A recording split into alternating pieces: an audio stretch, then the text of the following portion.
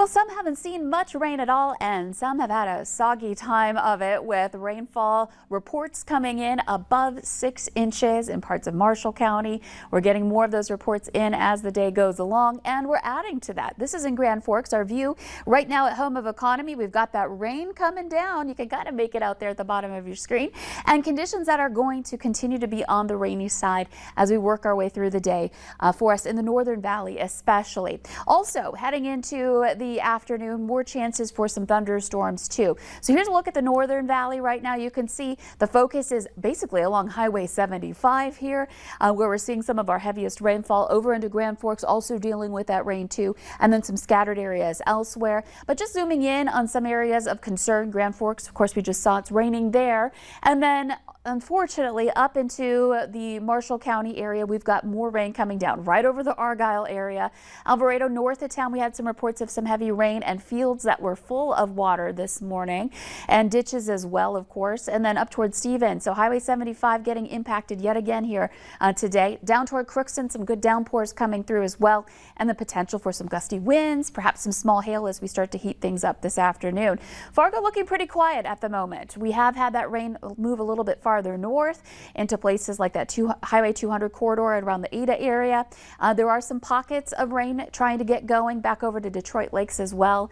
But right now the Southern Valley looking relatively quiet with clearing skies and the potential for some heating going on here this afternoon in the Southern Valley before we see the potential for more thunderstorms developing with that heating. So here's a look at the movement of this overall, moving from south to north with a little bit of an easterly component. Places like Devil's Lake, Jamestown looking quieter right now, and cloudy in Devil's Lake. You can see where the cold front is. It's stalled out, so now it's labeled a stationary front. It's kind of been sagging a little bit farther south and east. So if we get some storms popping along that front today, we're going to see new areas picking up some heavy rain. But to the northwest, a very different day for you. We've got temperatures in the 40s and 50s. Ahead of it, already climbing into some 70s. Wahpeton at 73. Fargo still in the upper 60s.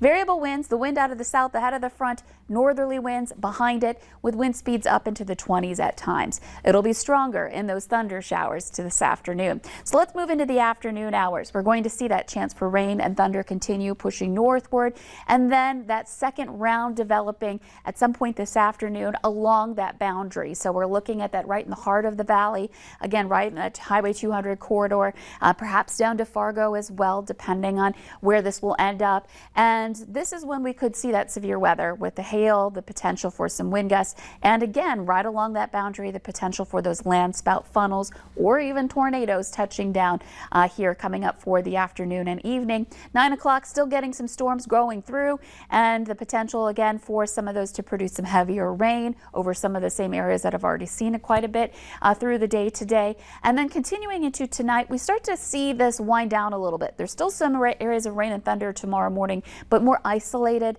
and more likely in the Northern Valley. So a reminder, we do have a low end risk for severe weather today, meaning 1 or 2 storms may become isolated severe.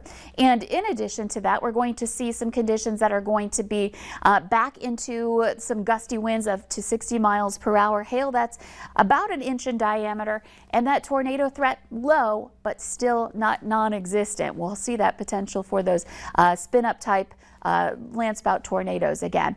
Over the next 24 hours, wherever those storms start to form, we could see another inch or more of rain, and other places picking up more rain.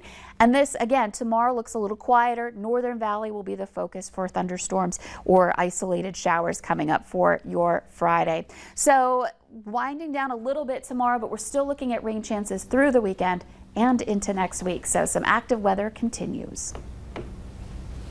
Sounds like we need to be on the up and up. And of course, download the free VNO weather app as well to just keep yourself updated throughout the day. It's a great tool. It is a great tool, and it's free.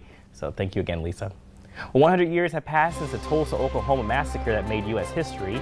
We hear from survivors coming up next.